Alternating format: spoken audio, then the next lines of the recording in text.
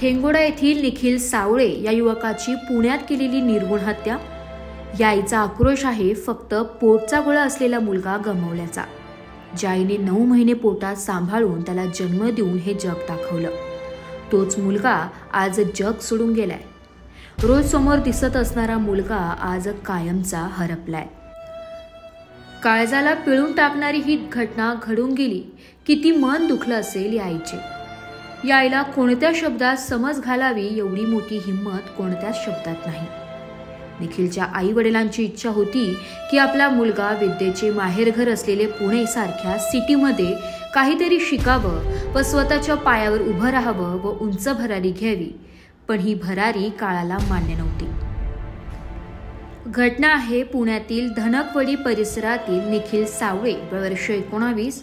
हा मामाकडे 1 महिन्यांपासून AC रिपेअरिंग ट्रेनिंगसाठी गेला होता. त्याचे प्रत्येक दिवस ट्रेनिंगचे आनंदात जात होते.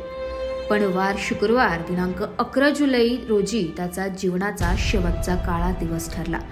रात्रीचे 12:30 पासून ते 11च्या सुमारास धनकवडी परिसरात कोयता गँग टवाळखोर गुंडांनी काही कारण नसताना धारदार शस्त्राने त्याची निर्घृण हत्या करण्यात आली. निखिल सावळे ह्या निष्पाप जीवाला काही कारण असताना आपला जीव गमवावा लागला.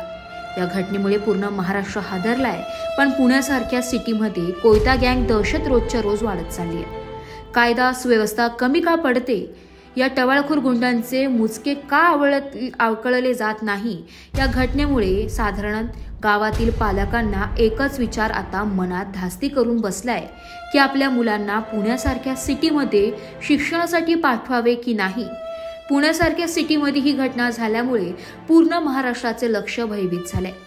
प्रशासन जागे व्हा. निर्घृण हत्या होण्यापासून वेळीच टवाळखोर गुंडांचे मुचके आवळा, नाहीतर निखिल सावळे सारखे निष्पाप जीवांना जीव गमवावा लागेल. निखिल सावळे यांच्या कुटुंबांनी पूर्ण महाराष्ट्रातील प्रशासनाकडे व आपले महाराष्ट्राचे मुख्यमंत्री यांच्याकडे आपल्या मुलाला न्याय मिळावा व टवाळखोर गुंडांना फाशीची शिक्षा किंवा जास्तीत जास्त कठोर शिक्षा मिळावी अशी मागणी निखिल सावळे यांच्या कुटुंबांनी केली आहे. नाशिक लोकशाही न्यूजसाठी हरिकृष्ण भास्कर, ठेंगोडा.